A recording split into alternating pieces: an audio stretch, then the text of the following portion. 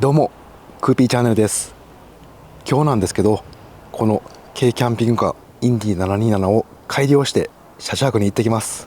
一人使いに特化し、快適なベッド、使いやすい調理台にして旅仕様にします。今の状態がこの常設ベッドモードです。ここにベッド、そしてテーブル、で奥に冷蔵庫があります。少し前に動画投稿した国道1号車中泊旅、連泊してみて感じた大きなデメリット2つありました。一つはこの常設のソファーベッドが幅がやっぱ狭いんですね。奥の方は結構広いんですけど、この背もたれがあるために横幅が51センチぐらいしかありません。こちら側は頭にして、こっち足にすればなんとか眠れるんですけど、やっぱり少し窮屈でした。インディ727のベッド展開がこの引き出しを引いて、ここのベッドをずらして、この奥の背もたれをこんな感じで取るんですけど、これが分割できなくて重くて腕の力がいるので体に無理を強いられます。今回 DIY しようと思ってるのが、この背もたれを外した後、ここ何もない空間できるんで、ここをフラットにして埋めたいと思います。ここの奥は全部詰めるんじゃなくて、空間利用して収納にしたいと思います。こういった DIY して後ろ人乗せて走行できるかは問い合わせしてみないと分かんないんですけど、このキャンピングカーチャイルドシートが付けられないので、子供生まれてから1年半以上もう後ろに誰も座っていません。なので思い切って旅仕様に改良します。もう一つのデメリットなんですけど、この冷蔵庫少し小さかったです。1泊2日の車中泊旅なら何ら問題ないんですけど、連泊して地元の食材購入して車中飯調理するとやはり小さかったです。そしてこの開ける時にマットもこうやって毎回開けるのも少し手間でした。どっちみち寝るときはこちら側のスペース使わないんで、もうマット外してここに冷蔵庫大きめのやつを置きます。容量の大きい冷蔵庫に変えます。もう用意してあります。こちら15リッターの車載冷蔵庫でバッテリー内蔵タイプです。こうやって縦型なんで狭いスペースにも入ります。ゴチュールというメーカーさんです。はい、置いてみました。ちょうどですね。でここにメインテーブルが来ますんで、DIY でここに追加の延長テーブル作りたいと思います。今回ベッドのマットと追加テーブル2つ作ります。まずはベッド延長するマット作っていきます。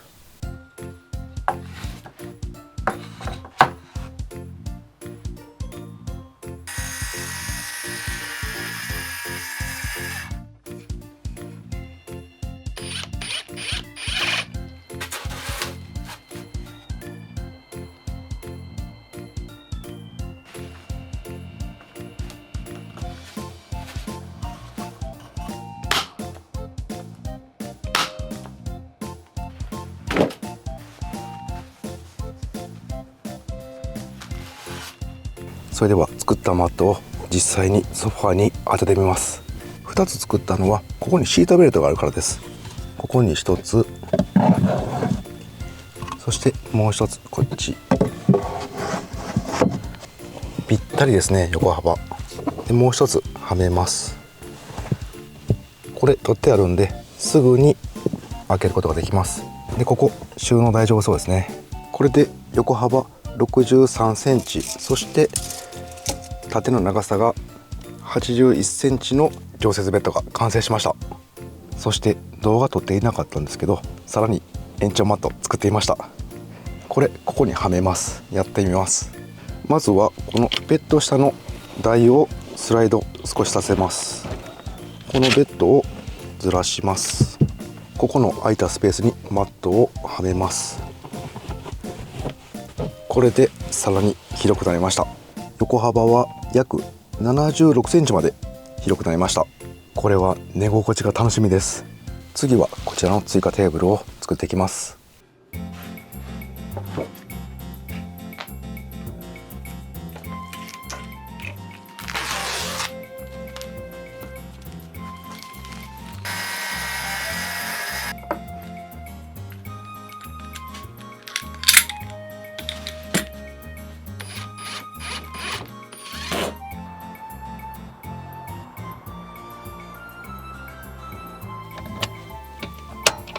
はい、完成しました。ちょっと一筋縄ではいかなかったんでいろいろ調整しました。こちら側は当て木しています。ちょっとスペースがあったんで埋めてます。でこっち1個だけだったらちょっとぐらつきがあったんで、ここも下当て木して固定して強度増してます。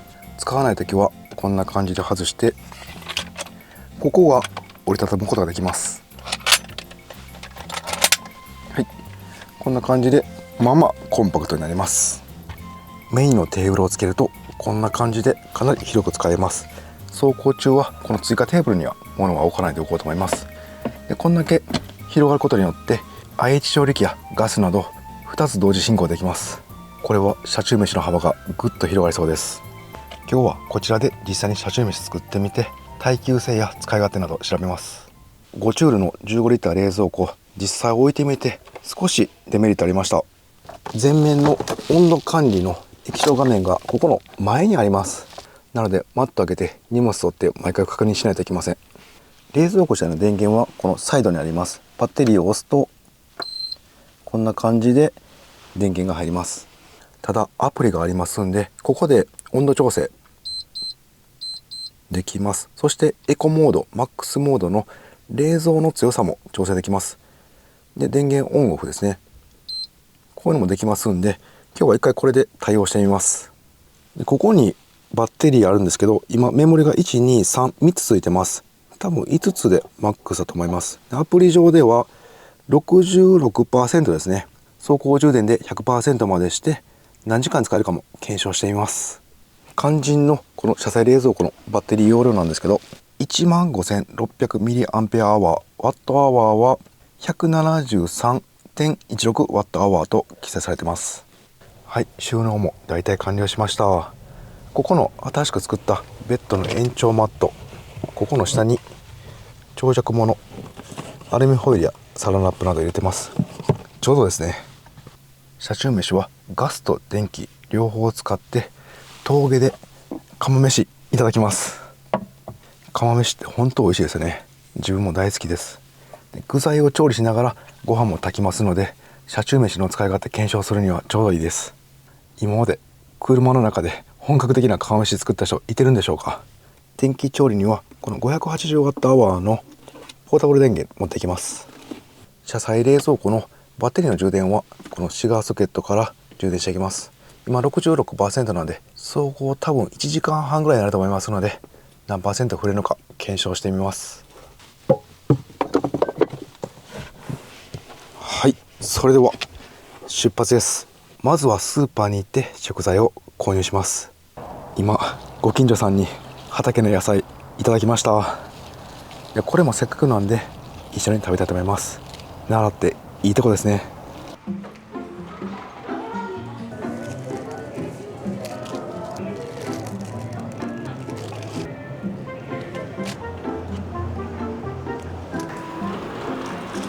いろいろ買ってきました。お肉のパックで結構大きめのやつを買ってきました。これ入るかやってみます。 350ml のビール缶なんですけど、これ縦に置いても閉まります。結構入りますね。なのでこういった 500ml のペットボトルもそのまま立てたまま入ります。お肉のパックなんですけど、これも余裕で入ります。はい、全部入れ終わりました。これでもまだ余裕ありますね。これは心強いです。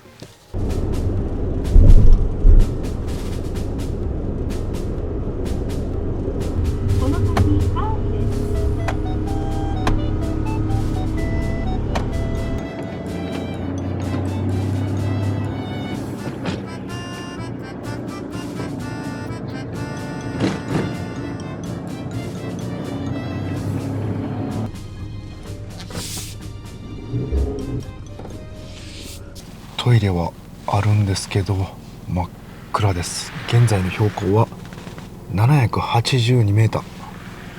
これちょっと電気消すとやばいですね。真っ暗ですね。ここはねちょっとやっぱりクマに注意なってるんで、もう一箇所の方行ってみます。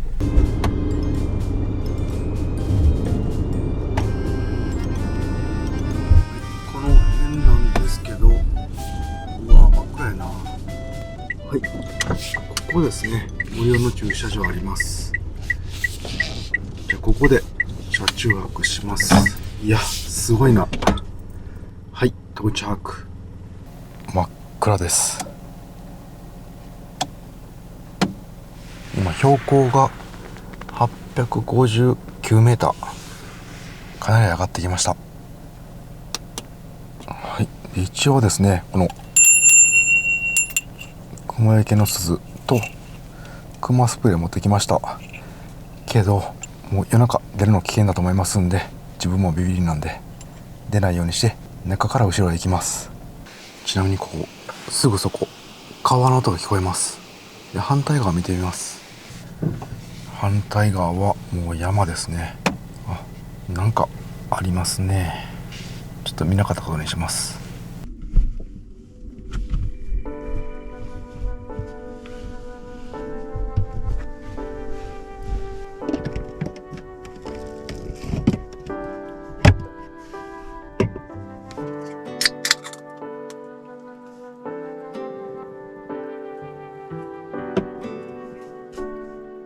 やっぱり冷蔵庫、このパッて開けて使用できるのめっちゃ楽ちんで最高です。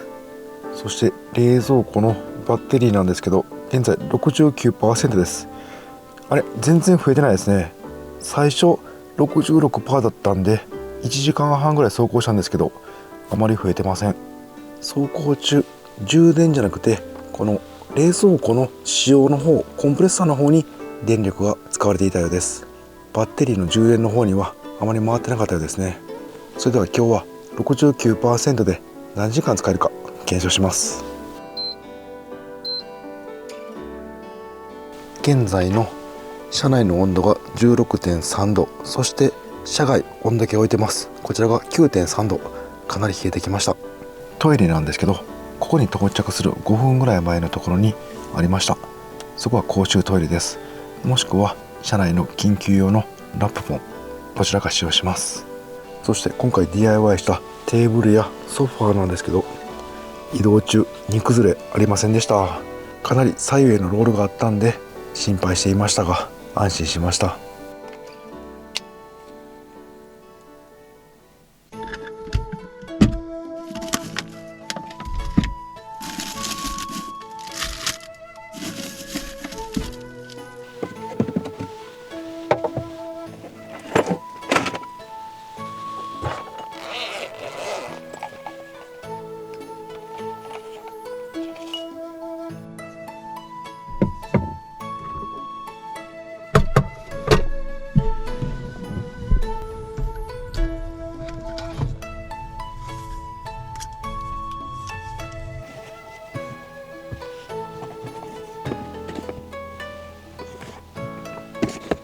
カットした具材はこちら100均で購入したトレイにのしていきます。こちらのエレクトリックメスティンで具材を煮込んでいきます。そしてその野菜のうまみが入った煮汁でご飯炊いていきますんで、めちゃくちゃ美味しいんですよね。これ本当家でもよくやってます。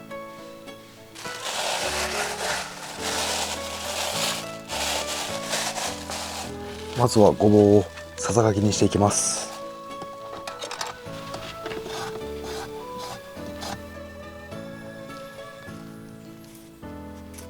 なんか焚き火のフェザースティック作ってるみたいですね。水に浸してアク抜きしておきます。で、次は人参もカットしていきます。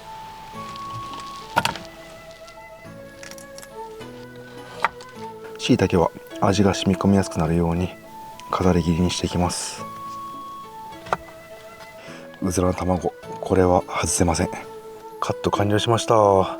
こんな感じで普通に家みたいに具材カットできました。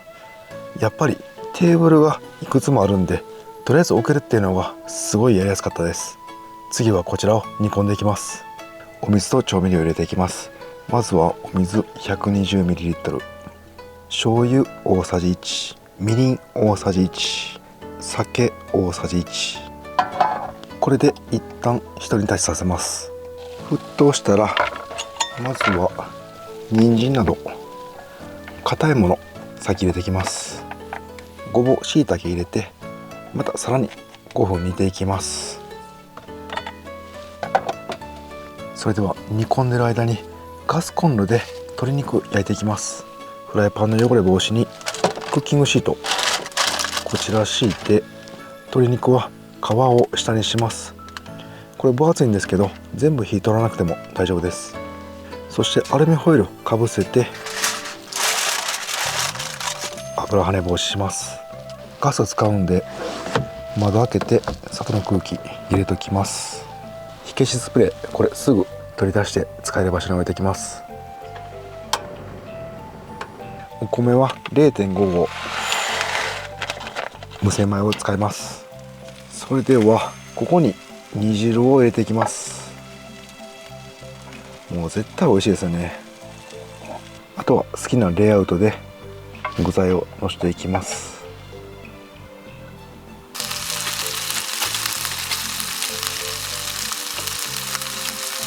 わ、鶏肉美味しそうです。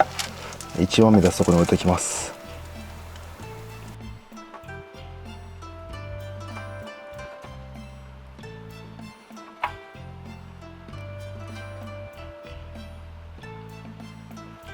さあこれであとは炊くだけです。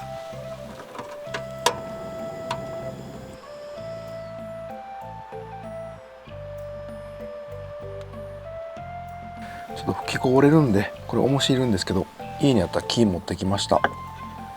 ここの上にお水のしときます。火を止めて10分蒸らします。いやー、車内で本格的な料理できますね。これからいろんなところ旅行って地元の食材で美味しい車中飯作りたいと思います。なんかめっちゃ楽しみになってきました。それでは10分経ちましたんで開けてみます。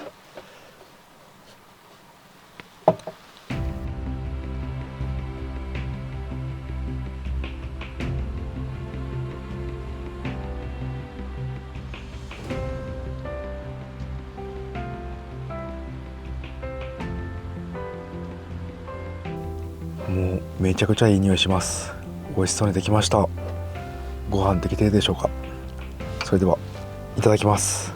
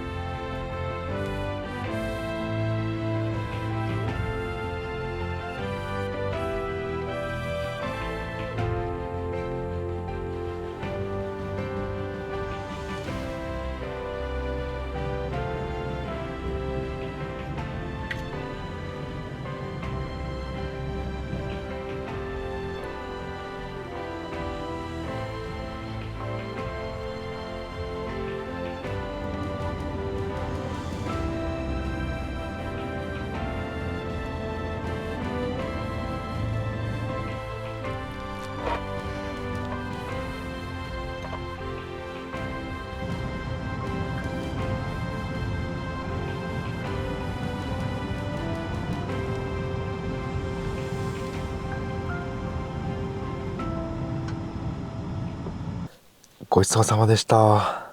お米 0.5 合しかなかったんですけど具材が多かったのでお腹満たされました。美味しかったです。このロゴスの釜1合炊きと容量少ないんですけど釜飯にはぴったりですね。おこげがかなりできてしまったんで軽く洗ってからまた家でしっかり洗います。この延長テーブルを作って本当に良かったです。快適に料理することができました。これパソコンしながらこっち側で軽食食べるなど使い方の幅広がりました。軽キャンピングカーって本当に奥が深くて面白いです。これ洗い物するときはちょっとギャレーが遠いんでこのテーブルを外してこんな感じで移動させてこちらで洗います。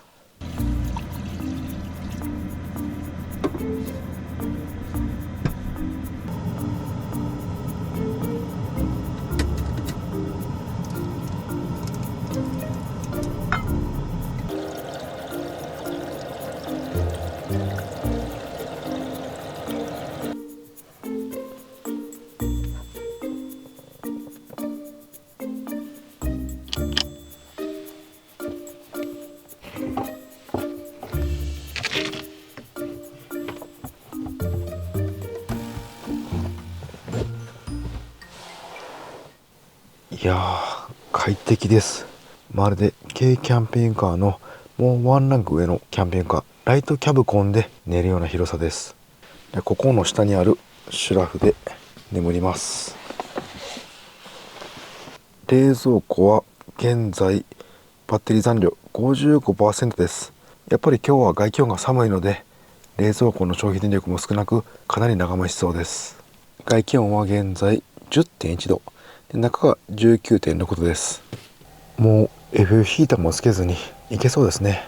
それではパジャマに着替えて寝ます。当たり前ですが本当に静かです。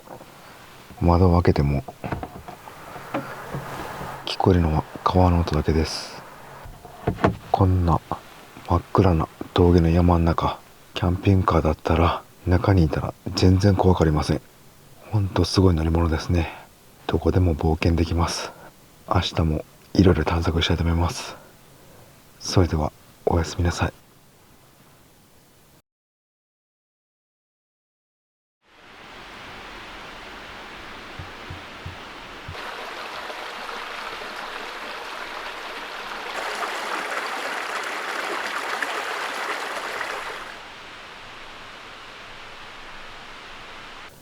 おはようございます。めっちゃ暑いです。今車内の温度が25度、外気温は 18.9 度です。外気温の今朝の最低温度が5度です。かなり下がってますね。で今が 18.8 度なんで14度近く寒暖差がありました。さすが山の中ですね。冷蔵庫バッテリーなんですけど 47% とあまり減っていません。ただ冷蔵庫内の温度が8度と5度に設定しているんですけど、なぜか上がっています。でコンプレッサーが回らない状態ですね。付属の AC コンセントあったんで、今これつないでキャンピングカーのインバーターに挿すと動きました。バッテリー残量は表示されてましたが、もしかして空だったのかもしれません。とりあえずこれで様子見ます。昨日 69% で使用して使用できなくなるさっきまで12時間経ったんで、バッテリーで長時間使えることが分かりました。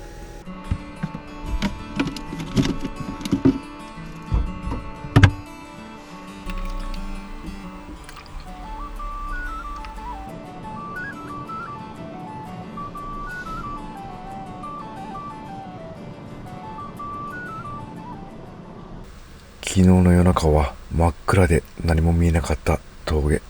今朝どんな感じなんでしょうか。外に出てみます。いや、めちゃくちゃ空気美味しいです。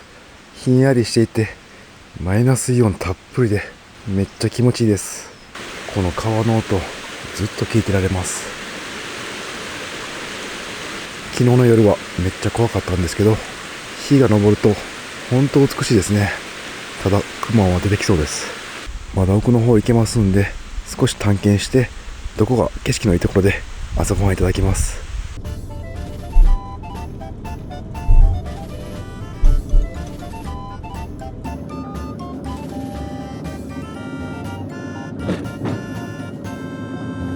お、なんかいいとこありましたね。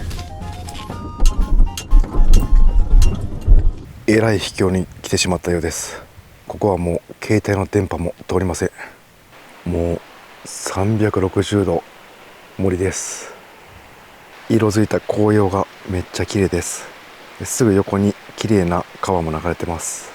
でここで美味しい空気吸いながら朝ごはんいただきます。朝ごはんは白米を炊いて、昨日の余った具材と鶏肉で豚汁ならぬ鶏汁作っていきます。まずは鶏肉を炒めていきます。はい、じゃあ焼き目がついてきたら先硬い人参を投入します。次はごぼうとたけのこいきます。もう椎茸も入れておきます。そしてご飯炊けたので火消して余熱で蒸らしていきます。だいぶしんなりしてきました。あとはもう全部入れて2人前分ぐらいありますんで 300cc お水入れます。それでは10分ぐらい煮ます。はい、10分経ったんで大さじ2杯お味噌入れて完成です。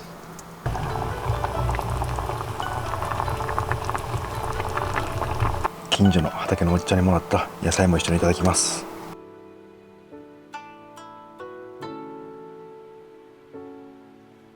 それではいただきます。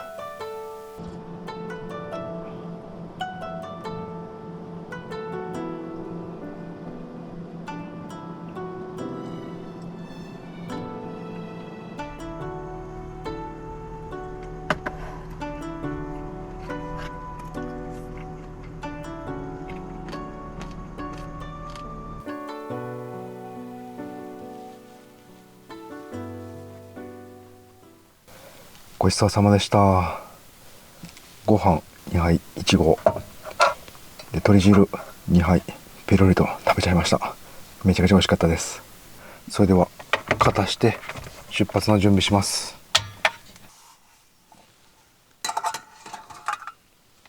今回 DIY した追加テーブルと延長ベッドマットなんですけど、追加テーブルは強度も問題なく車中飯でのテーブルも広かったんでかなり快適になりました。